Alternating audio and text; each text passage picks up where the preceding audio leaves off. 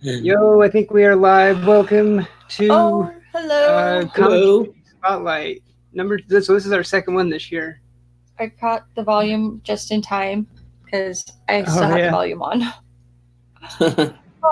I know. Goodness Once again, gracious. we're a little late and Lost cause. scatterbrained as all hell. And I don't think there's any saving us at this point, but we do No. I've want to I've just been napping today, so I've been a Well, complete waste.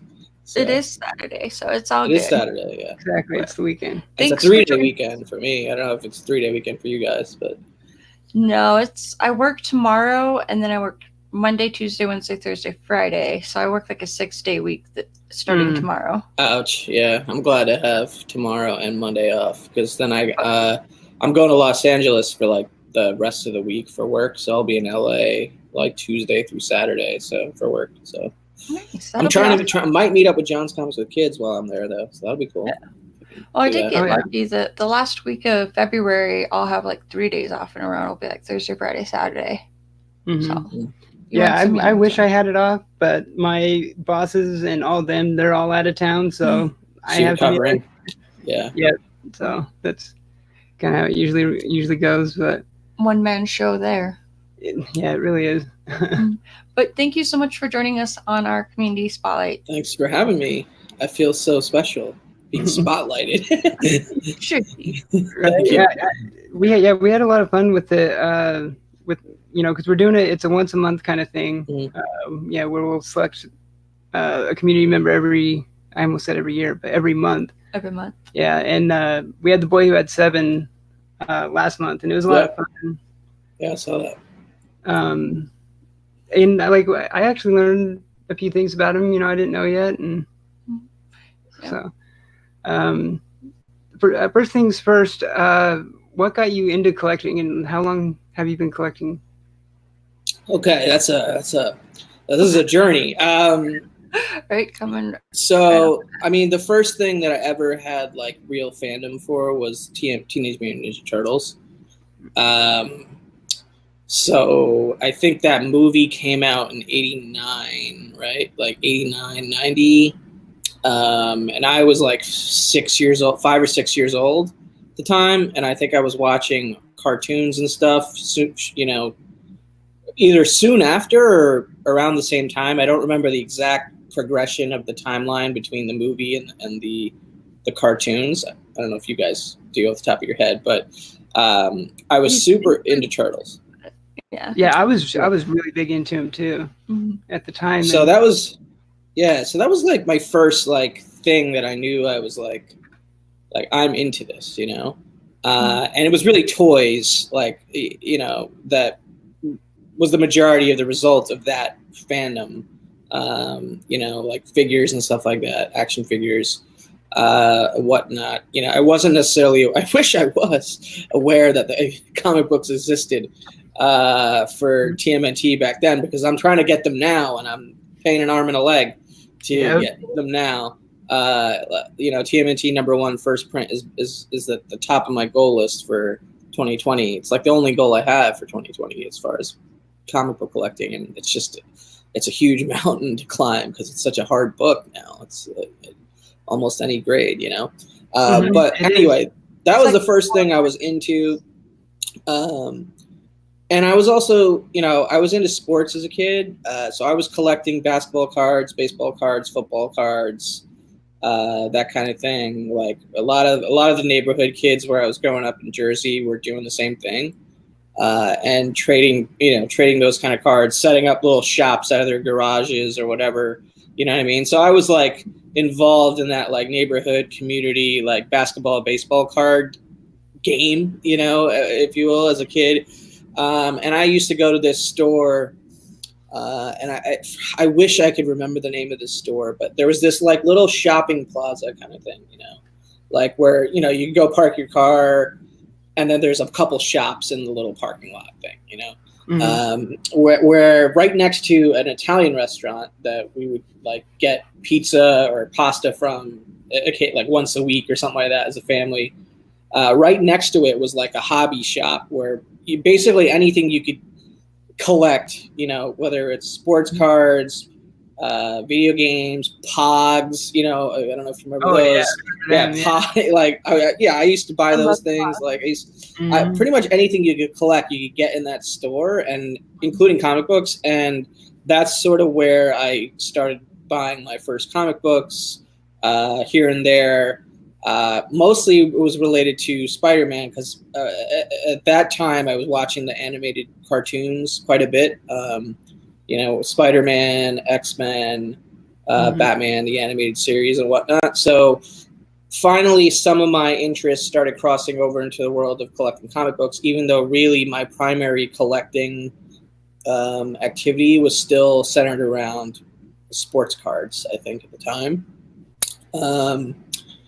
So really, you know, I didn't take my comic books seriously, like collecting seriously, and I didn't treat my comics that well. Like I didn't have, most of us didn't. Yeah, I didn't have a short, you know, I didn't have any like storage solutions for comic books. I didn't really have any understanding of like how condition affects the collectability or market value of a comic book. All of this stuff, all of that knowledge came later on when I came back into the hobby, like almost 5 or 6 years ago at this point. But there was a large gap between, like, I guess, end of high school to, 2014. So quite a large gap there where, like, I really had no interest in collecting anything.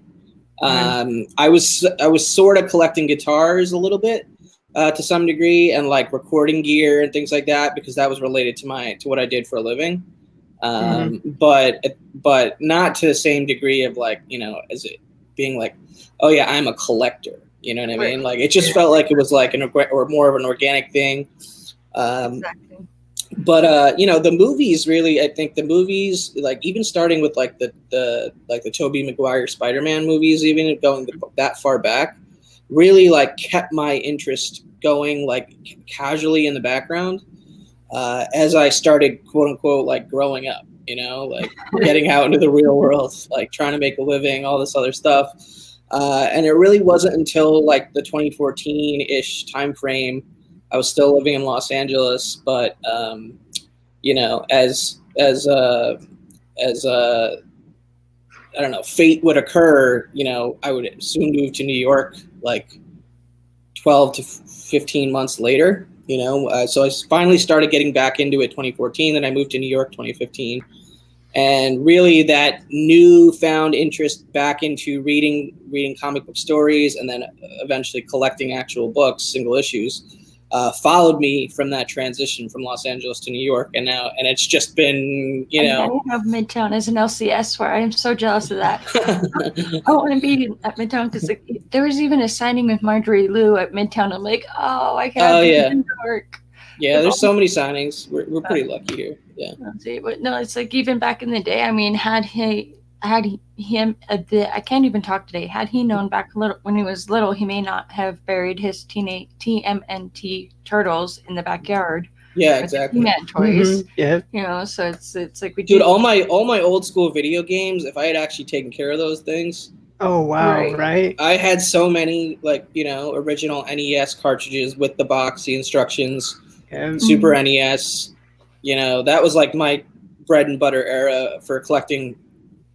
Really, I considered it playing video games, but in hindsight, it was collecting video games because like I probably spent more time making sure all my video games were straight than I was actually playing the games. You know what I mean? Like I was like it was like a collection. It wasn't just playing the games. It was definitely a collection. I just didn't realize it.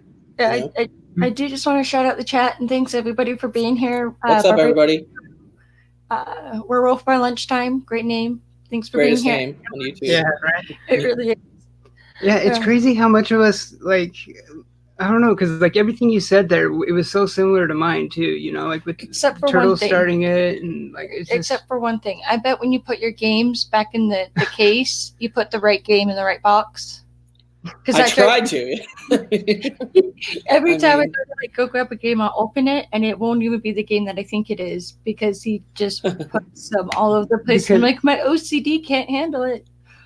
somewhere in between TMNT and all those animated series like X-Men, Spider-Man, Batman was Star Wars though. Like I had VHS tapes, you know, of the original trilogy and whatnot, the pre special editions and all that. And I would just watch them and watch and like the tape was literally like, you know, used to the point where you can't see the movie on the screen because it's so blurry.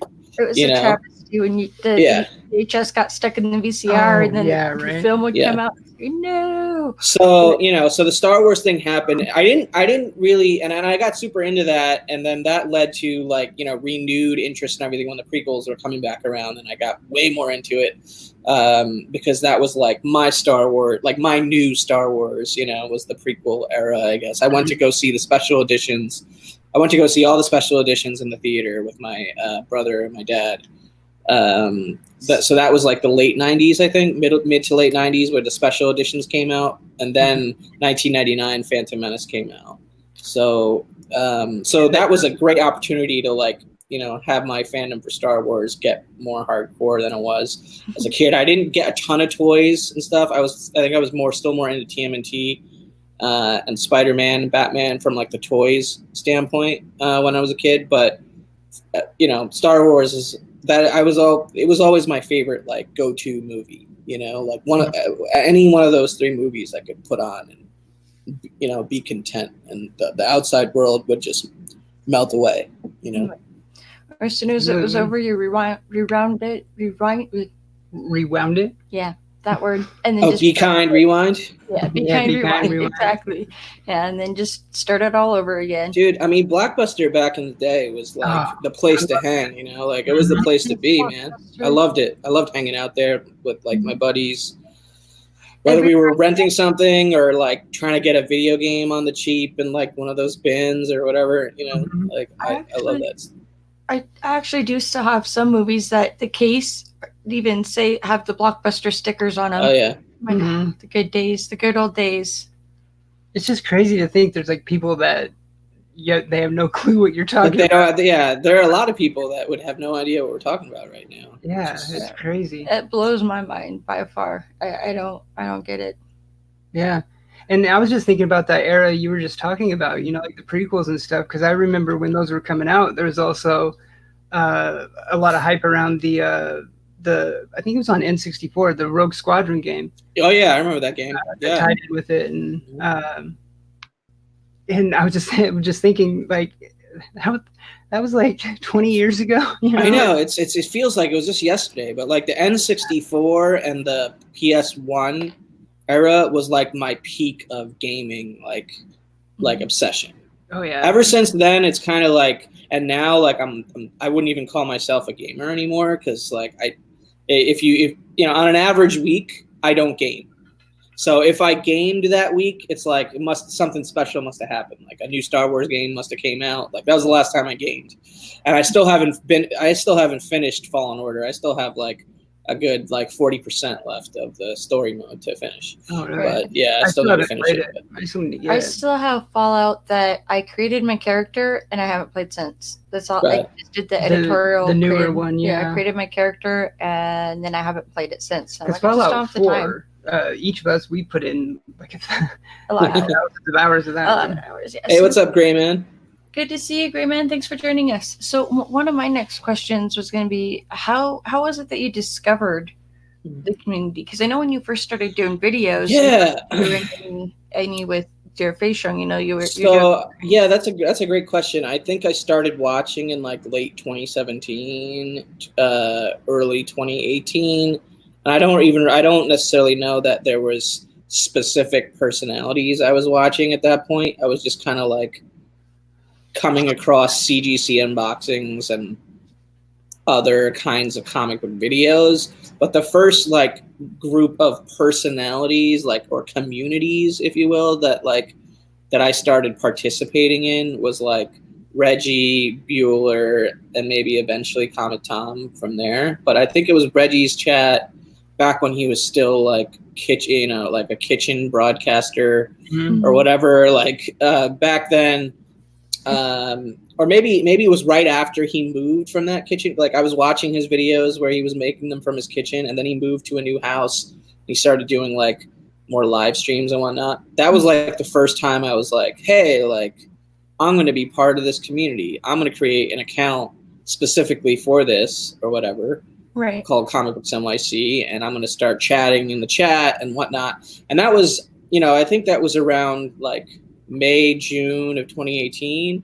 And I started an Instagram account first, and I started posting on there.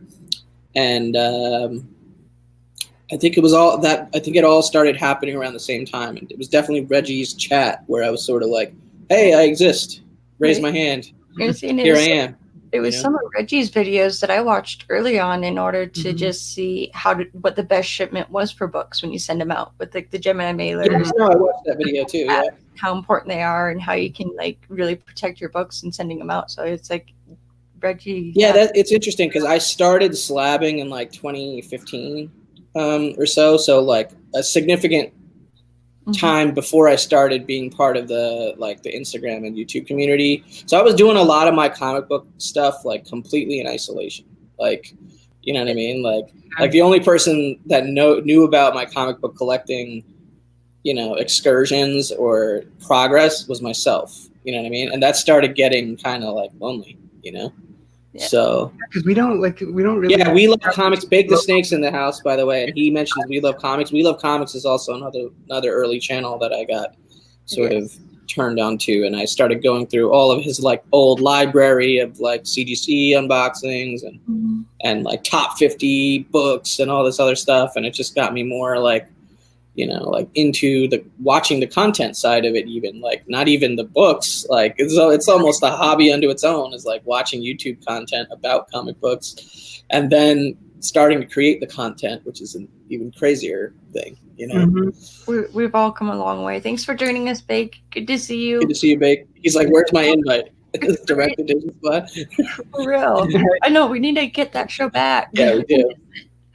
I know. A lot of snacks and random talk, and it's just. Hey, you know what? I put my snack package or whatever with Universal Yums. I put it on hold, and then I got an email saying that they shipped it. I was like, what? So I gotta check if they charged me because I had to put that on pause because I liked it and everything, but like it felt like it was like you know, like it was just gonna be an experiment for a while. Like I didn't need to pay it like every single month, you know.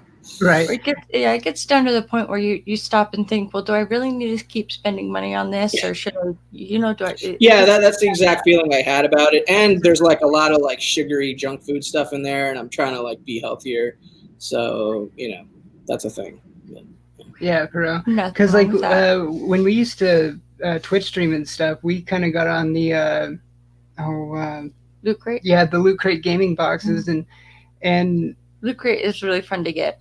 I love it. Yeah, Loot Crates are cool. Yeah, they are. I mean, but it got to the point where we were just amassing too much crap, you know, coming in all the time too. Yeah. And like, actually, because I was gonna bring that up this week too, is when I did the tour of the apartment over the weekend. That was awesome. Yeah, on Instagram, right? I didn't realize I was going so fast through everything, and that I could have kind of slowed down a little bit through some of it. So I've been debating and like doing like a slideshow pictures to like so you can see more in detail instead of just blurred. I want to do a room tour pretty badly, but I want to do it edited style. I don't, you know, so it can be like as descriptive as it needs to be while also not being insanely long. Like I want to cut it down to like where it's like digestible, I guess. Yeah, but exactly. I suck with the editing. You guys know, like I prefer the live. I think most people kind of do now. I mean, our computer's a joke, so I just do everything on my phone. I just got so I had this iPhone 7 for like almost 4 years at this point, maybe 3.5 years, and just yesterday I got it upgraded to iPhone 11. So the camera's way better. The screen's much bigger. There's like it's got that like dual camera thing or whatever. So like you can have like wide angles and like crazy slow-mo like and whatnot. So like there's so many bells and whistles on there that I haven't even figured out yet. So I need to figure that out because I might be able to like have higher quality videos now with that. That would be iPhone 11. Yeah, because phones are more like when I mini used computers. Phones are a lot. Yeah. Because when I used to stream and stuff, I still have my Logitech. I can't. Webcam. Yeah, I can't remember the model number, but I have one of those. I have one of those, and it's like super blurry and stuff. Like I can't. Like I'm using my default. Hey, what's up, Stay Puff? Good to see you, buddy. See you. But I don't Comics know. on the Mind is in the chat too. Lurking while he's cleaning. Thanks for joining us or listening in. Mind? I love that. Comics on the Mind. It's it's so awesome. I love his stuff.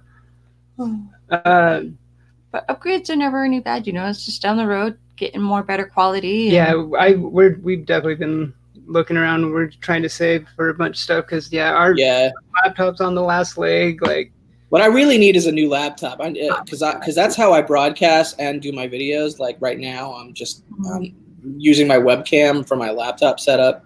And this is like a 6-year-old laptop, so we'll see.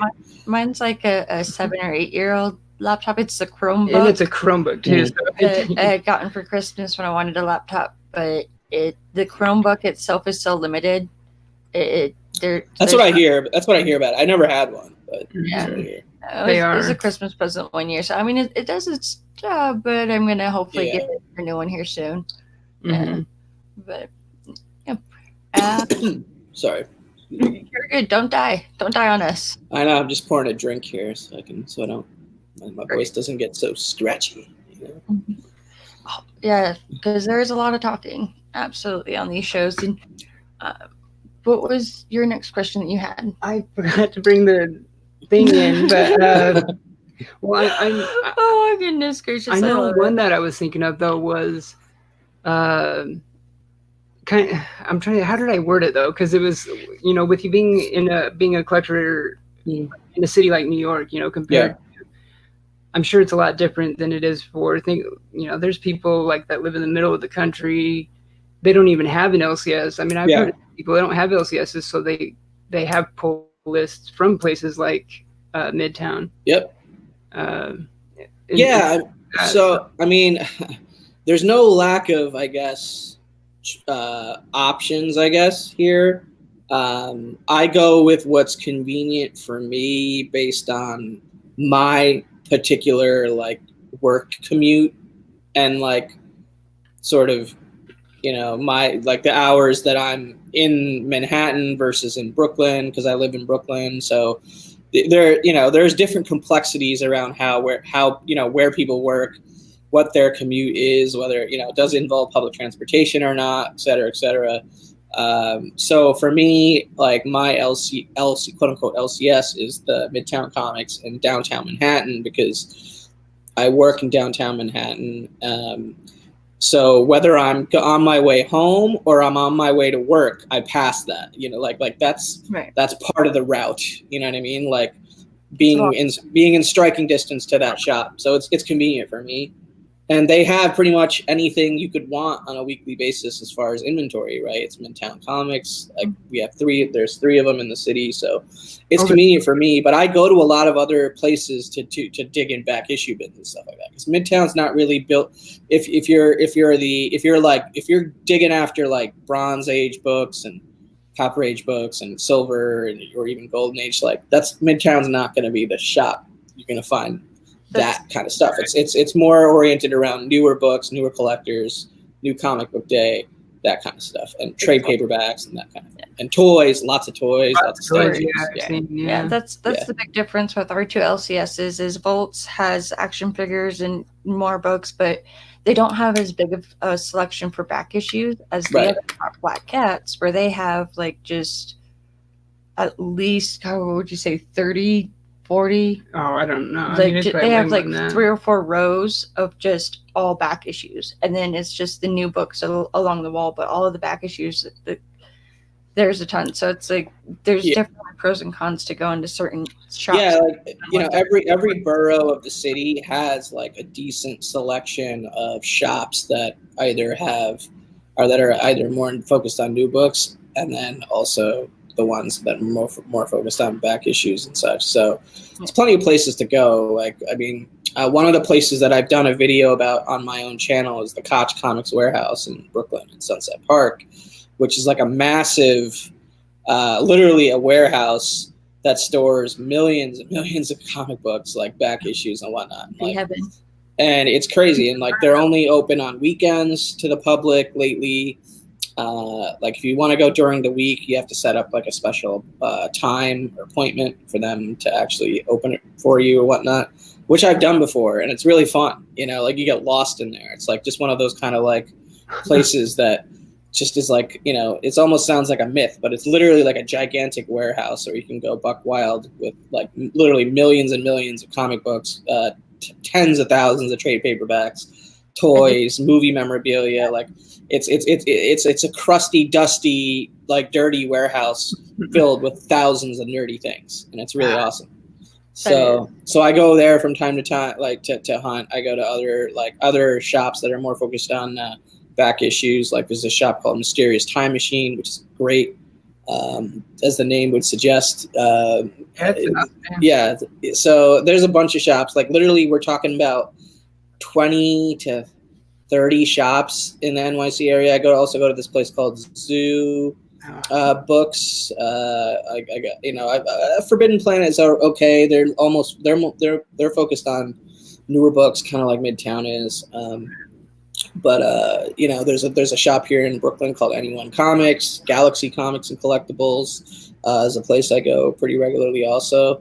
There's so many places, dude. Like, I don't have enough time to hit up every single shop. Like, I still buy stuff online too. Like, you know what I mean? Like, out of convenience and time. Like, you know what I mean? Like, I can't, because, you know, there's only so much time in the day. There's never enough time in the day. Because like I was telling him, I'm ready to retire. If only I could just get a fixed income of like $4,500, I'd be happy. You know, just after taxes, you know, and then I can just read comic books all day and go to the comic book store and go to different cons and travel. It sounds great. But well, like I keep telling her, either that or when we finally become famous YouTubers, you know, and we just do that as a day job. Oh, goodness. Social Security funded my comic book retirement would be a nice plan. It would be perfect. I'm ready. They've taken it out of my paycheck enough times that's, you know, down the line. Right. Better be there. Better be there, government. Exactly. Right. One of them was because you know, like how you've recently been doing a lot of stuff around like original art and stuff like that. Mm-hmm. Yes. Some of your top favorite artists that. Well, here's something that just literally I picked up yesterday, and I think you guys saw the AOK that this guy gave me. So Brian from Take the Time Collectibles gifted me as an AOK a piece, one of 3 pieces that he had done by Sheldon Moldoff, or you know, known as Shelley Moldoff. Unfortunately, this he's passed away or whatever. You know, several years ago, I think at this point. But he was one of Bob Kane's ghost artists on Batman. So basically, like, so he had worked for DC doing covers and artwork for other titles, but he was so reliable and, you know, like he'd never miss a deadline kind of guy, you know what I mean? And like, he would deliver for Bob Kane on such a consistent degree that he did a huge bulk of the Batman artwork that Bob Kane was credited for in the 50s and 60s.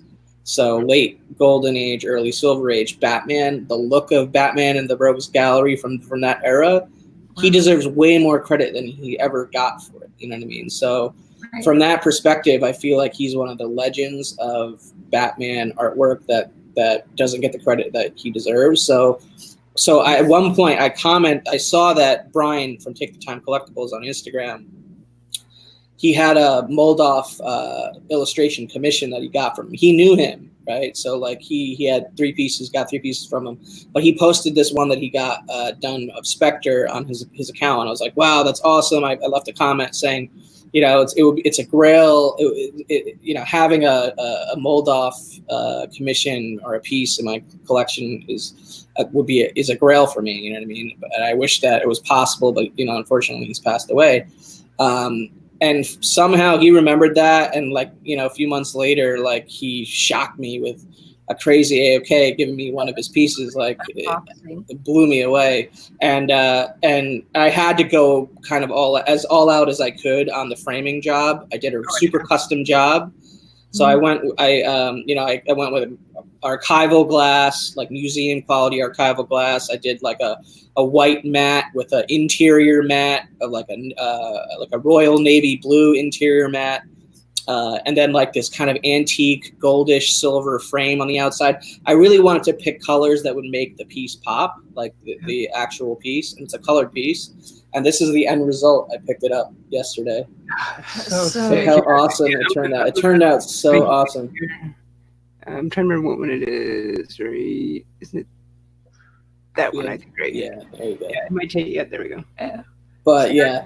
I'm so happy with how this came out. I sent a picture to him, and he was stoked. With the black and the white border and then that golden frame, it looks so good. It is so good. So I got to find a perfect spot for it. But yeah, I'm like off the deep end as far as like my interest in the original art side of things. Like that's been a lot of the content in my channel recently has been focused on that. I started the show called Original Art Hour. I've had 3 guests on it so far. I'm booking more guests, and I've been picking up more art on a consistent basis for the last 3 years. So, so my time collecting art is much more smaller than my time collecting other things, but it's I think it's my strongest collecting passion right now. Collecting artwork. So yeah. I know you would think like, me being an artist and stuff too, I mean I love that stuff. I'm not saying like I don't like it or anything. I've just never really dove down that rabbit hole to that extent yet. It's probably a good thing I haven't, but it's a pricey little corner of the market. It really is. Comics and art is very pricey. They both are. Yeah, they both are pricey corners of like the collectibles market, I think. But it's totally worth it though, to have that appreciation for the art that somebody put so much work into, and it's just the style and the creativity of it. It's incredible, and it's like this old picture I saw where it's like I just forgot what it was. Hold on. That picture that I had you send me that I loved, it used to be your... Yeah. Oh, it's awesome. It's I'm brain farting. Hold on. If you might have heard it before once. Probably. The creative adult is the child who survived. Oh, yeah. I definitely agree with that. Yeah. Yeah, I love that saying. Yeah. It's a really good one. And so then on another note, it turned to its side. Weird phone. Okay. That's why I always lock mine, so it doesn't turn. It makes it a little difficult, but we'll work with it. Do what we can. And so yeah, there was another question that I did have that could sound weird. Okay. Thinking about it, I think it would be an interesting question. Yeah. So last month's a random question for Matt was pineapple on pizza, right? Didn't we do that? If you like that. Yeah. That was the last one. And so this one would be, what would be your favorite smell? Whoa. Okay. What would be my favorite smell? Mine, just to kind of list off, would be like dryer sheets. I guess. I mean, this is kind of a weird answer. I mean, well, not really. I guess. I mean, it's hard to not pick something food related. Like, if I'm honest. True, yeah. Right. Like, so I'll give two. Like, I think I'll give two like answers. Like, my food related thing is definitely like the smell of like pizza, like the fresh, like just New York pizza. Oh yeah. Just especially because where I live, like just that piping hot pizza smell, like it's like imprinted permanently in my mind. Like I wish I could eat it every day. Trying to be healthier lately, so I haven't been, and I miss eating it because I don't think I've eaten pizza in like 2 weeks, and it's probably the longest I've gone without eating pizza. Wow. You know, but I love that. That's a, you know, and there are so many different types of smells there. You got like your plain cheese, you got your pepperoni smell wafting in the air, like The meat lovers. And yeah, just pizza smells are fantastic in general. But if I'm gonna go down a non-pizza, non-food entirely, I love the smell of like incense. Like I like various different kinds of incenses, especially like Nag Champa is like a Indian incense that I'm a big fan of. Like that goes back to like my college stoner days to some degree, which never went away. But I love incense. There was one time I really pissed off my stepdad because I was an obnoxious teenager at some point, and I had gotten this incense from Spencer's that was like the smell of pot. Yeah. And so then I had lit it, and he came home, and he's like, "What the hell are you doing?" What are you? Just freaking out. I'm like, "I don't have anything. It's just this. Relax. It's okay." It was just the greatest thing. Yeah, pretty much on weekends I'm consistently like I like having some incense They're good. burning, Nag Champa takes me back to my childhood because that's one, like my mom being allergic to fragrance. There's sometimes I can't even sit next to her if my clothes are just fresh out of the dryer with the right. Yeah, I mean, I come from an Indian family, so it's like it's part of the culture, like the incense. It's always burning, like it's part of like the religious nature of that culture also. But I just like the smell, like I don't know, it's comforting. It really does. Yeah, that and lavender is there like the only two smells that she can. That's a great smell. Yeah, lavender is really I think lilacs in the spring. Thought of asking that question because she always gives me crap. Like I love the smell of like old comic books and like magazines too, like certain like. Yeah. So like every now and then when I'm always reading, she'll see me. I'm like, Bake's like, "You're Indian? I thought you were Puerto Rican." Oh my god. Oh goodness gracious, Bake, we got to get you on here too. I'm Puerto Rican at heart. No, I think it was pretty much a given that at some point throughout this whole year, I mean, we'll have everybody from Direct Edition on it. Yeah. At one point, Yeah. We'll have another reunion. Yeah. What's up, Knights of Khonshu in the house? I mean, it's not a typical question, but I mean, like when me and my sister would be walking around the neighborhood as kids and somebody's doing laundry, I smell the dryer sheets, I'd just stop and like, dryer sheets. Dryer sheets are great. But it's like the Snuggles dryer sheets, not just any dryer sheets. It's Snuggles. that it's just, so it's like, you never know. It's kind of a random question, but who's going to think to ask that? I like it. Yeah, it's a good one. Yeah. It's not something that you like would immediately have an answer for, unless, I mean, I guess some people might immediately have an answer for it, but like there are things that that you enjoy the smell of. Choosing, and then it's just a matter of choosing a favorite. Exactly.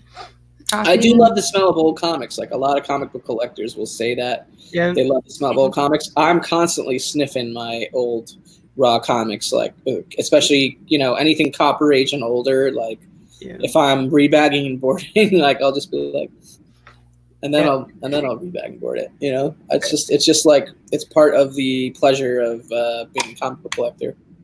Yeah, it really is. I mean, especially when we got our first two Golden Age now, like you had to do it with that. They got their there's definitely some different smells going on the older the book is, I gotta agree with Bake. The smell of bacon is really good. Bacon is fantastic, yeah. Yeah. Oh my god. You said bacon, right? Okay. Bacon, yeah. At first I thought you said baking.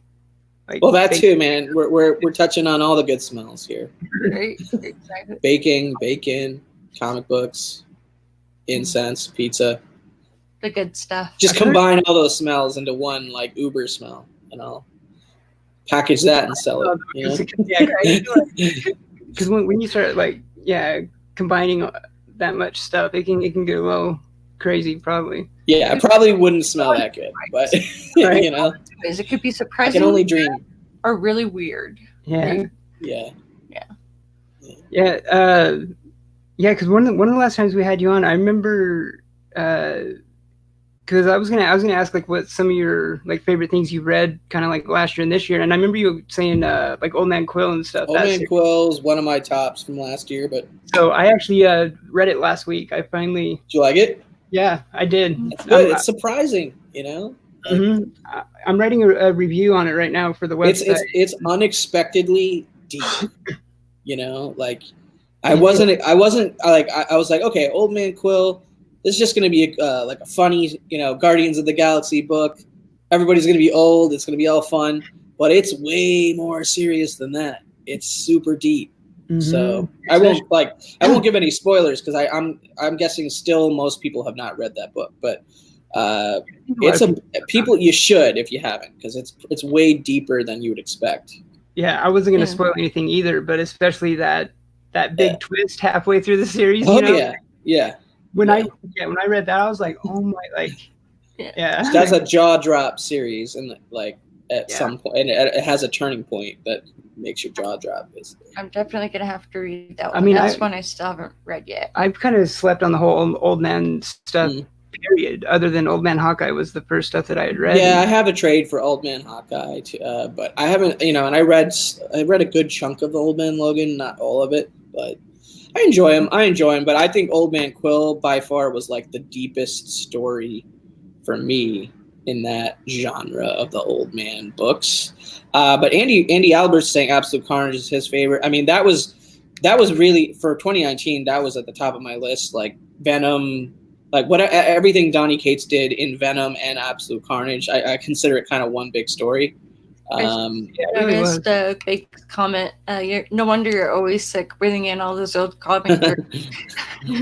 Right? Yeah, maybe it's possible.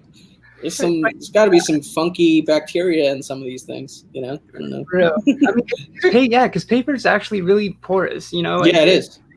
It really is. Yeah. Hey, Southern Comic Geek. I also thoroughly enjoyed House of X, Powers of 10, Jonathan Hickman from last year. That was right up there. It was hard for me to choose between Venom, Absolute Carnage on one end and House of X, Powers of 10. Both like, you know, super talented writers creating these kind of like epic, almost reboots, but not necessarily reboots. You know, like they're still taking into effect everything that came before and everything. So I really quite enjoyed both of those. But there were a lot of books I enjoyed last year. Because frankly, I was reading more last year than any year I've ever, you know, gone through as a comic book collector or reader. So much so that I think by the end of the year, I realized I was just going overboard on the new books from a week to week basis. And so far in 2020, I haven't been buying like new books on a consistent basis. Like I'll buy new books like every other week or maybe even every other 3 weeks or something like that so far this year. And I'm reading a lot more digitally and stuff this year compared to last year. I've just kind of cut down in general on it. Like I love reading comics, but at the same time, I also don't want to overextend myself on the new books per se and lose track of my larger collecting like goals, I guess. Yeah. Which is what I was doing for a while, I think. Right. Yeah. I mean, well, even with our collecting this year, we've kind of shifted more towards less new books and kind of cut some of them out. We're not really enjoying them or they're not like jaw dropping. Then you know why get them? And instead, we've been going more for those back issues of the collector side of wanting to be like the completionist and collecting the full run of this, the full run of that, but we're running out of space, so I don't know if that's such a good idea. You guys are maximizing the hell out of your space, though. Like when you guys were live on Instagram, I was like, "Holy hell!" Like I'm not maximizing my space like that. It's like, it's insane. We got stuff everywhere. I know it is like she tells me all the time, like I don't know. That's like the only blank spot, like where the Vampirella, the lone Vampirella space on Wasted. So JP's in the chat. He's like, "Wait, Cobb, you like Absolute Carnage?" I think he's being sarcastic. Yeah. And then Base saying he wants to get the Strange Adventures, the new Mitch Garrett's Tom King. I'm actually super interested in that series as well. That's something I'm going to pick up, I think. So. See, there could and be some I was definite really good looking stuff. forward to, you know, him finishing off with this Batman Catwoman series, and When is it's- that coming up? I don't think we really know because it's been like Still being postponed. worked on. And it was supposed to come out in January, but then they postponed it, and it hasn't been resolicited or anything at all yet. So I guess we just kind of don't know. Like I read this interview with Tom King, and he said, I don't know. I can't remember his exact words, but he pretty said like not anytime soon kind of thing. So I don't know. It's Definitely kind of being focused on MegaCon. I really wish, like, I don't think we're going to make it this year, but more than likely next year we'll be in a better financial situation to go out to a con, because that's just one thing I wish we could accomplish now, but it's just it's not likely. But I just gone off what Bacon said. You know, focusing on those cons is. Yeah, they're costly. They're costly endeavors, man. Like, you know, I went to probably like, I think I did like 4 cons last year, and I'm doing three or four this year. It can add up quite quickly. Andy Alberts asked a good question. What was your worst read or book you're most disappointed with? It has to be for me Batman Who Laughs, Scott Snyder. That miniseries that was last year, right? Or was I think so. Yeah, I think that was last year. I really couldn't stand it. Really hated it for whatever reason. Like I just could not latch onto it, and just that character in general, I don't latch onto as much as other people who are into Batman and like the Gotham, you know, universe in general. Batman Who Laughs is like at the bottom of my list. I don't know, just didn't connect with it, and maybe, you know. So that would be my worst, I would say, like, or most disappointed with. But in general, also, I'm not, you know, I'm currently getting frustrated 39 issues into the Amazing Spider-Man run. Like I've given it so many different chances. Like there's been periods of the run that I've really liked from Nick Spencer, especially Ryan Otley. I'm a huge fan of his, like his art, and I love the art he's done on Spider-Man. And there's been definitely some highs and lows in that run. But on the whole, probably more lows than highs, and that's kind of frustrating. And I'm hearing that from a lot of people. So, and I can't speak for like Marvel. I'm not on the other end of their email address where people are writing in, you know, like how they feel about, you know, this month's issue or whatnot. But I don't know. I foresee a creative team change coming for ASM. I'm sure. Yeah, because I mean, I'm a huge Spider-Man fan as well too, and I'm not getting ASM anymore either. And it's funny because I was actually just saying this recently too. I think when we went to our LCS last week, I was looking at the newest ASM that was up there, and I was just like, God, I just really wish there was a good run of that going. You know, like. I mean, Tom Taylor's Friendly Neighborhood Spider-Man, which only went 14 or 15 issues before it wrapped up, was fantastic. I mean, that was a fantastic Spider-Man book, and I'm still getting ASM. Don't get me wrong. Like, I collect Spider-Man. You know, like that's the thing, because I got so far behind. So like if I hadn't have done that, I'm sure I would probably still be getting it too. I bet. Yeah, like I'm still getting it and I'm still reading it, but it's one of those things where it's like it's almost out of like my sense of loyalty to Spider-Man. You just keep reading it, hoping that there's gonna be that one issue. And you know, and I'm a big fan of Tom King, but I got so behind on his Batman run that I stopped actually collecting it, and there was so much fervor from people about it that it's like, you know what? I'll just wait and read the rest of it on trades or on the DC Universe app, and then I can, you know, whether I like it or not, I still would like to read the whole run because it's it's one whole story about Batman from a single writer, you know. So I like to actually experience all those, whether, you know, I end up liking it or not. we'll see. It's But kind of like yeah, but I've read, completion. I've read the first two. I think I've read the first 3 trades of the Tom King run. I've read the, a couple issues before the wedding, and a couple issues after the wedding, and then I gave up, and then I stopped reading it. It gets So, rough right after yeah. the wedding, but I mean, It I thought it got really good at the end, and I liked it at the end. I heard that it got better at the end with the whole City of Bane thing, but I didn't read that whole arc, so. But yeah, there's a couple arcs before that. That's it's a little hard to get through. And I'm kind of the same way with that Tom King run, because when we got back into collecting, I think they were on like issue like the mid 20s or like high 30s maybe, and I went back, and now we have the full run in singles, and I'm wanting to just like start from the beginning and to barrel through it, the whole story. Yeah. And then like that's also kind of goes into what dictates when I'm trying to cut back on buying some books, is that I think of my to read stacks that I have that I haven't read yet, where it's like, okay, I'm 3 to 4 issues behind on this one. Is there a reason why I haven't read it yet? Should I just not keep getting them if I still haven't read the last 3 that I have?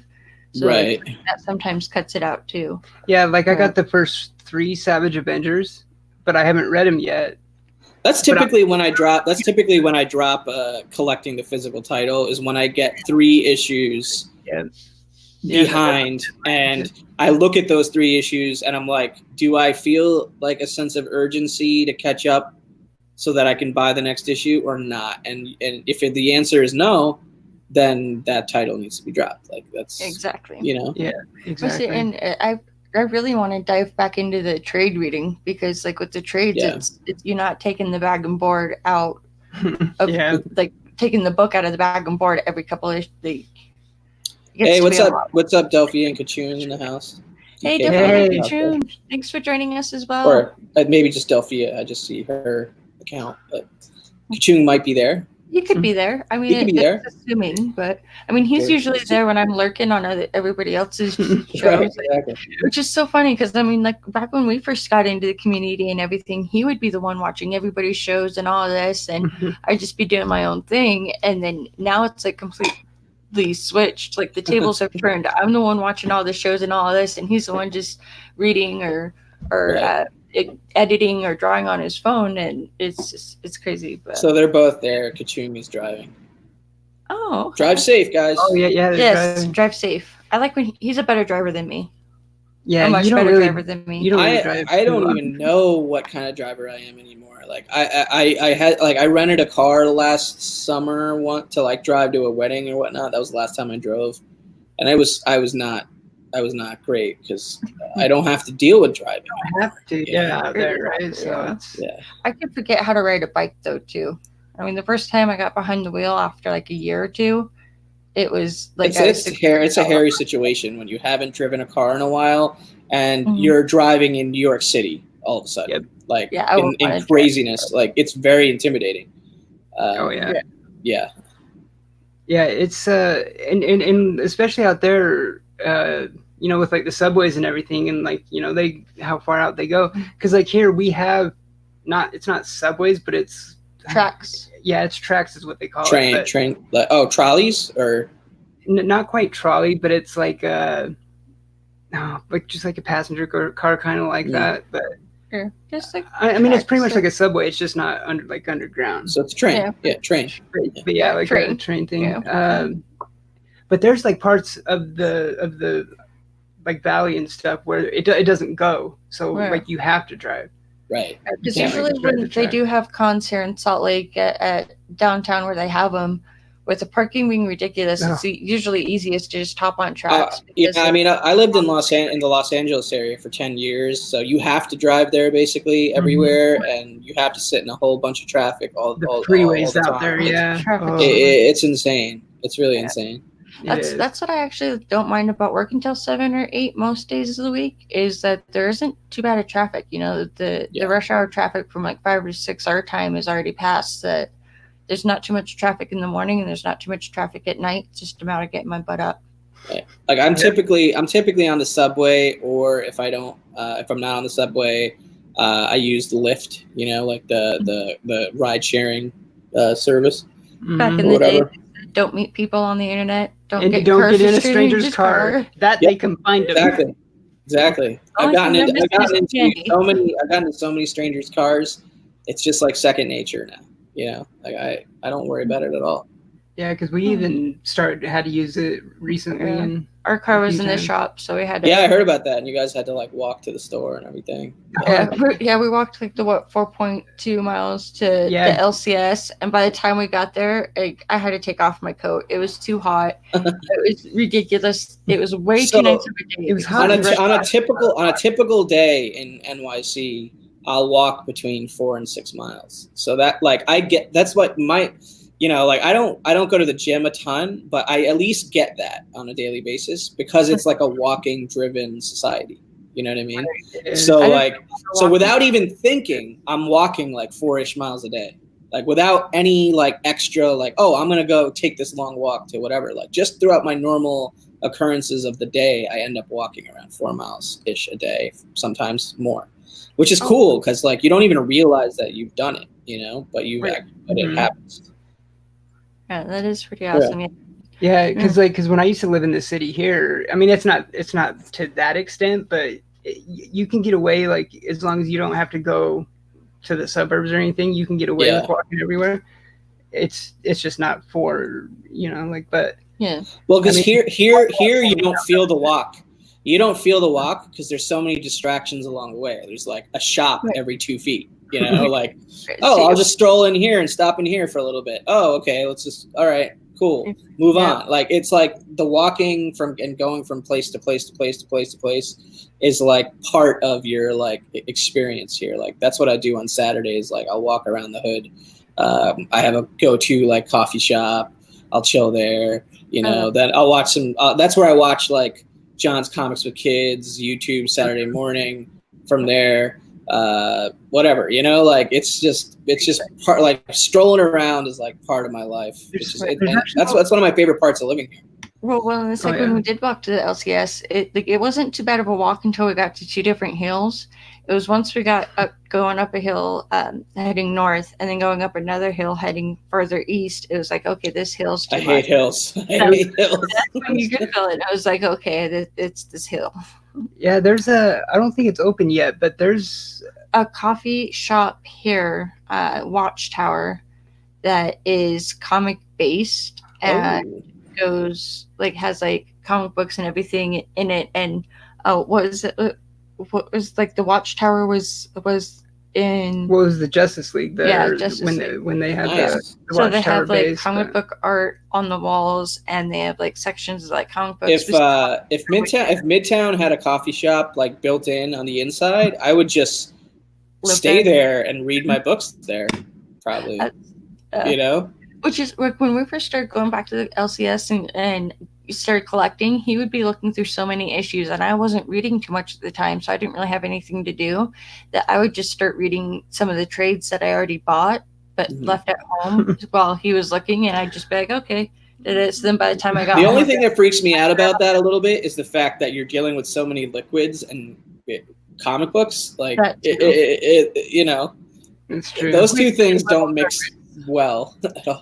You know. No. Yo, 84 is in the house. What's up, Kenny? Hey, Kenny. Thanks for joining us. What's going on, buddy? Yeah. How late does Midtown stay open? Because I could have sworn like I watched a video. Midnight. Midnight. Oh. Well, the Times Square, the original location or whatever, I believe is open till midnight most days. The other ones are open till midnight on New Comic Book Days. But then they have like various other hours during normal days, depending upon the location. But they're both. I mean, but all 3 of them are open, are fairly accessible. You know what I mean? Like as far as their hours, they open super early also on New Comic Book Day, like really early. Yeah, the ones here I think both open at because we only really have there's 2, technically 3, but the third one's like barely 1. It's more for like stat like figures and.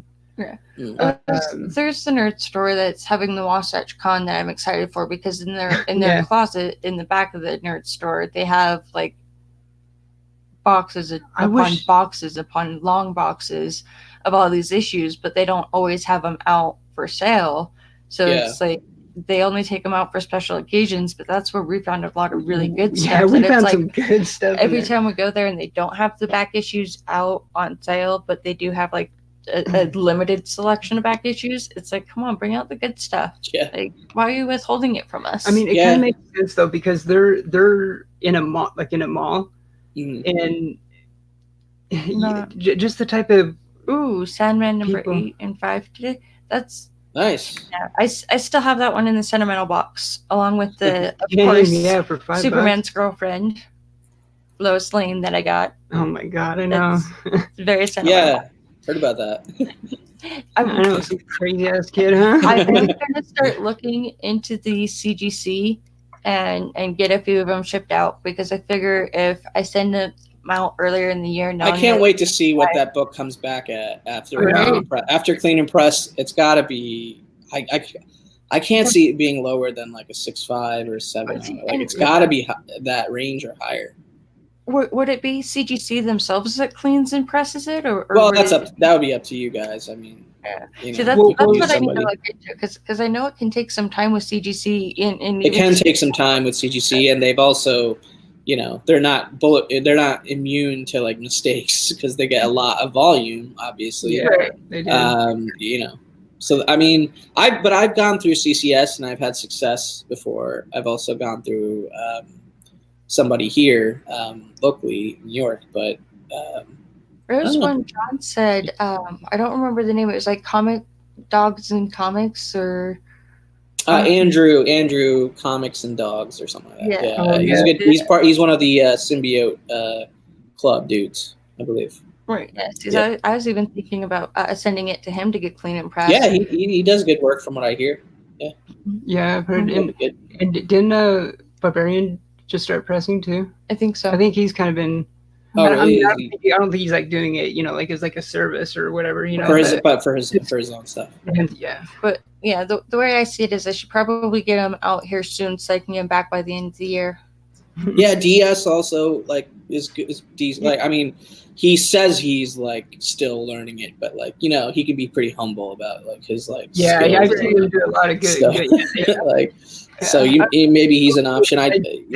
There's huge differences, his look really good. Exactly. I'm super stoked. Thank you. That is just the awesomest thing ever. It's I was happy to do it, guys. You know that. Yeah. I know, and it's funny too, because when she brought it up, when she was asking the owner at her LCS, kind of just because they're not affiliates, but they'll send books to CGC and stuff for us and all that too. But when we were talking to him about it, she mentioned like how our buddy from YouTube like AOK'd it to her, and you could tell they were kind of just like, what? What are you guys talking about? There's been a few times we're at our LCS and we're paying for our books and we have multiple copies of the same book, and they're like, "You're getting 2?" Like, yeah, we're gonna send it out to people. Gotta send it out. It's to the hard community. to explain this stuff. It really is, but I'm glad it's a thing, because it's awesome. Right? Yeah. Yeah. It's definitely really great. Yeah, because even Stay Puft just got our AOK that we sent out to him. Yeah, I saw him. I was watching that stream. Yeah, I didn't get off work till like 7 our time, so it was like 9 Eastern by the time I got off of work. It was like I had at my work we have the clocks that say what time it is for each time zone. Yeah, I love that. Out. It was really great. So I just clocked out and I'm looking at my phone. I'm like, oh hey, who's gonna? I wonder where that started. Like, were the first like business to do that, or like what the. I mean, maybe it was like, I don't know, maybe airports or something. I don't know. I'm not sure. Yeah, airports. You could be one. Because like every call center I ever worked at had them. This is the only one I've been at that has them. The other 2 I've been at don't have the clocks for each. That kind of surprises me, because the other ones you worked at, you dealt with like clients from other time zones and stuff. Yep. So I don't know. I have a hard time keeping straight. Like, if I'm honest, I was so proud of myself though when we were talking, and I was like, okay, wait, if it's this time your time, is that this time our time? Yeah. I was for the first time I was right. Yeah, you got it right for the first time, I think. Yeah. I'm Yeah, Pacific, like the Eastern to Pacific, like the 3-hour difference is the one I'm most familiar with, just based on because I've had to live through that transition a bunch of different times, and like. The one that still throws me off is the 8-hour difference to the people in the community, like McNeil. Like the people in Europe and stuff. Yeah. So it's like 8-hour difference. Yeah, you're way ahead of us in the future, man. Like, let us know how the day goes. Right. I hope some comic book community members emerge from like other countries that aren't even, like there aren't any YouTubers that I know of in like a lot of Asian countries in this space. Maybe there will be soon. I don't know. It was so awesome to see Matt finish up his 12 Days of Christmas with with Zlata. Yeah, that was awesome. You know what though, like with the Asian countries and stuff, because back when we used to Twitch stream and stuff, remember like when I would just randomly every now and then, like if I couldn't sleep or whatever, and sometimes I was streaming really late at night, like 2-3 in the morning, that's when I would notice I would get like those viewers and those were the other streamers that were on, because they're like 12 hours. Yep. Actually, even Andy said so like when 11. He's in Europe. Yeah, I think England. If I could be wrong, but I want to say. With a name like Andy Alberts, it sounds UK to me. Yeah. Could be wrong. and like McD, when I first got McD's real name, I was like, that's so Scottish. Yeah, it really is. Yeah. It would be so awesome to like go out there, like. Yeah. I've never like. Yeah, that's a thing. That's a thing for me where it's like, I've traveled a bunch, but when it comes to international, not as much, and not, definitely haven't really done a true like European vacation or anything like that. Like, that's one part of my life I'd like to like expand my horizons on a little bit more, is like outside of the United States traveling and stuff. But obviously obviously there's a lot of money involved in doing that. So yeah, and then you get into exchange rates and all that crap too, and I mean, because when I was younger, we like my family and stuff, I used to travel a lot, but it's been a long time since. Yeah. I don't think I've even been on a plane or anything. Have a good fixed income to travel the world, and that would be nice, because there's got to be more to life than just working every day, For sure, for sure. So I can't wait to retire and actually do what I want when I want. I mean, I feel, I guess, I mean, I don't really use the word blessed, but I feel lucky /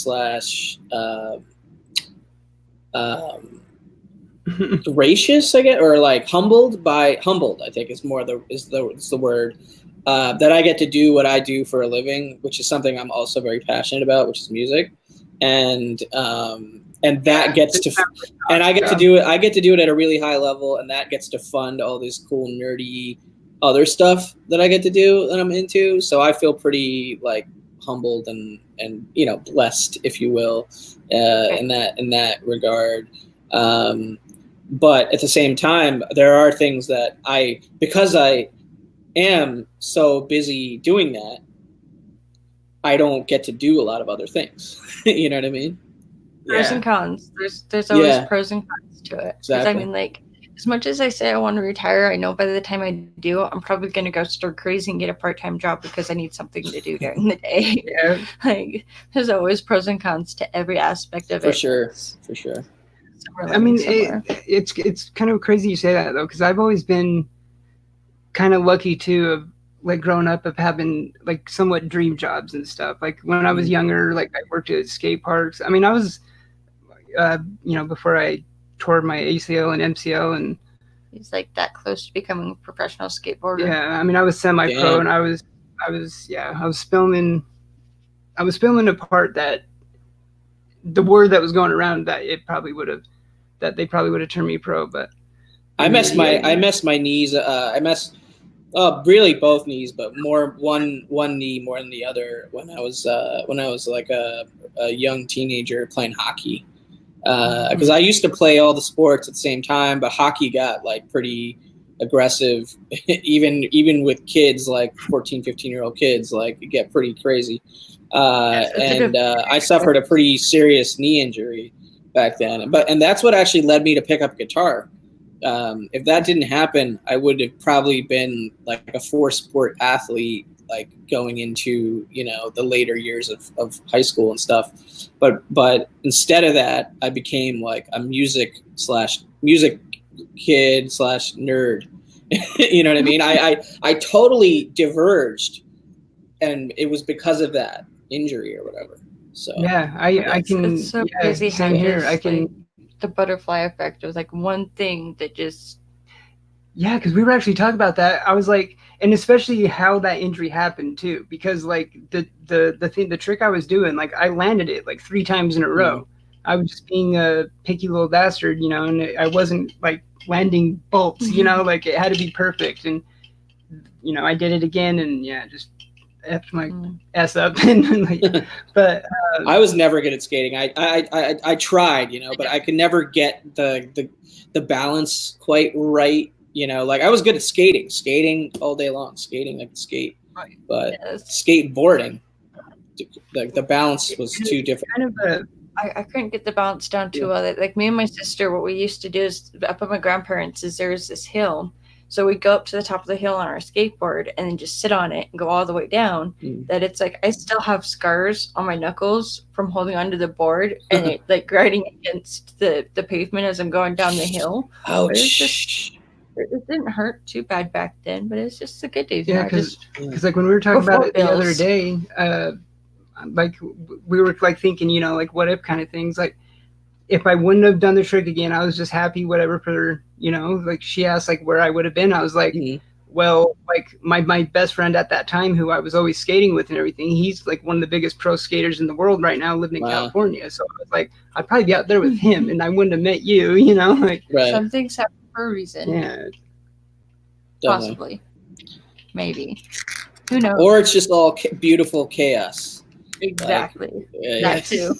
You know, I don't know. I'm not going to be the one to be able to answer that question. I don't think I could either. Yeah. Well, I guess it has gone over an hour. I don't know if anybody. It was fun though. It was really fun though, like diving into some of these things, guys. Thanks for having me. It's been really good. It was. And I know. I wish I would have had like more time to kind of. The smell of comics is definitely a thing, and it works.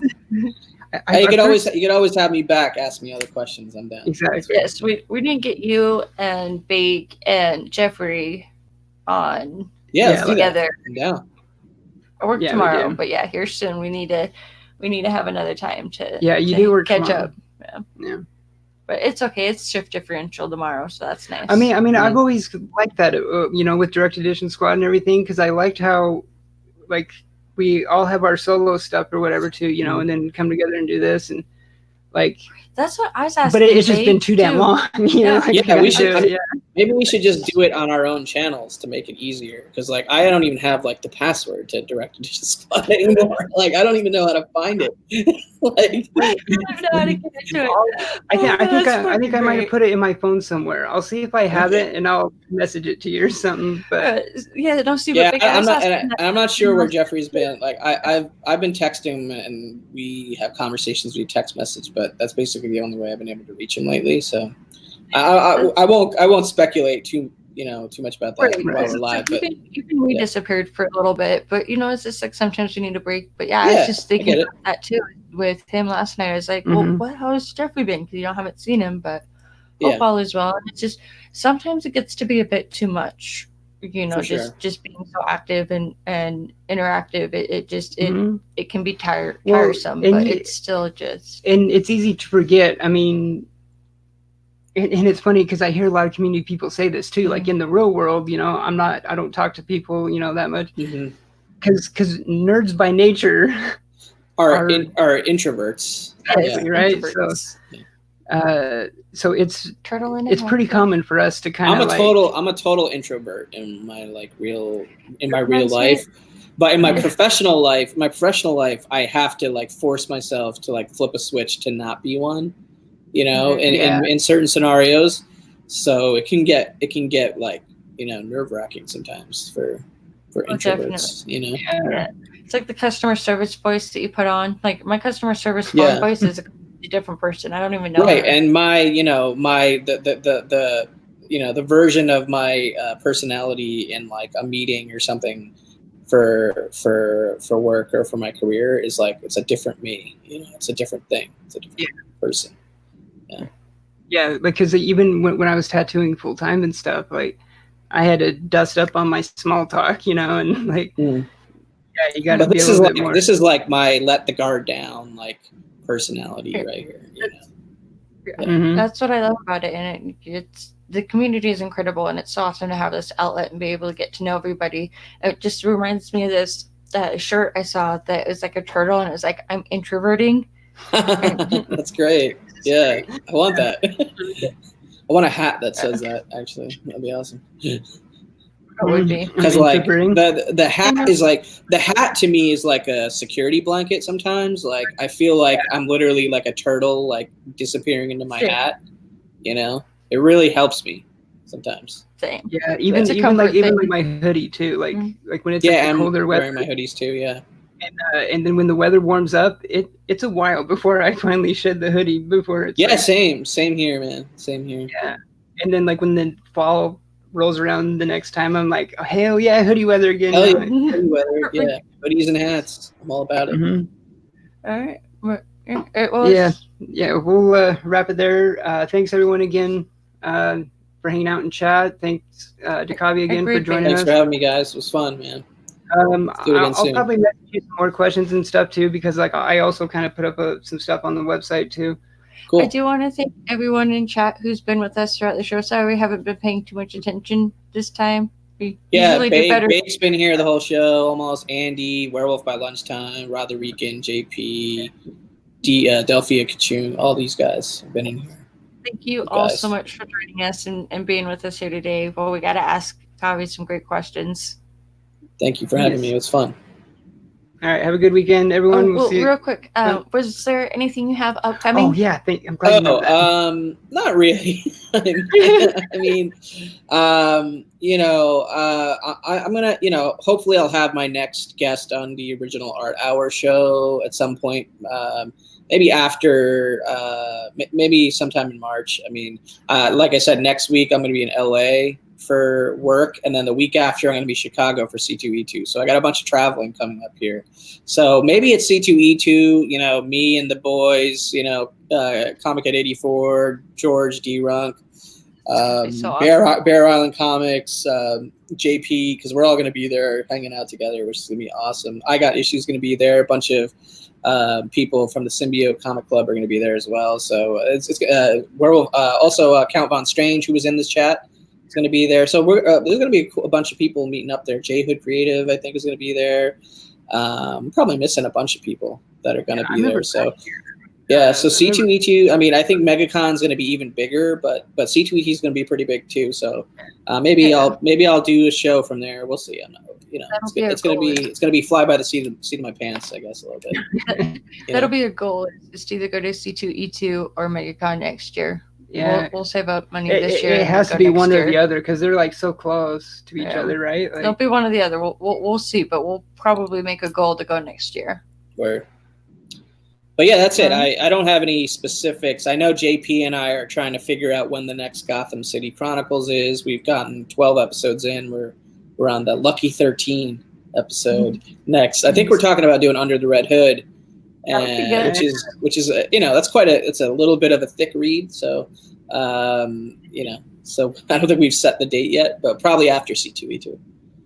Okay. Well, we'll have to tune in for that. Yeah, for sure. Yeah. I know when you guys have done stuff that like I either never read before or in a long time, and I'm planning on reading it, I was like, I can't watch that one, damn it. But yeah, no, I totally get that. For us, it's like the reason to read it for the first time in a long time, or first time ever, or whatever. So it's like, for me as a Batman fan and a Batman reader, doing that show really helps keep my mind fresh on all these Batman stories that exist. There's so many. So many. I know. I'm going to read that Harley Quinn third book book 3. Harleen 3. Oh, so good. So good. Book 3. I'm gonna get to it. Yeah, watch our episode after you read it. Yes, I was yeah. on that, definitely. And then I'll leave a comment because I'm sure it'll be something for me to say. Yeah, for sure. What happened in book 2 that I remember. It's a great little book there. All right. All right, guys. Thank you so much. We'll just have Married with Issues next Saturday. And yeah, thanks for joining us. And have a good night, everybody. Later, everybody. See you guys. Long and prosper. I think forever. Watch JP on Life with Two YouTubers tonight also. Yes. That is so true. Yeah. Life with Two YouTubers. JP will be on there. Yeah. Check it. Be there. Bye.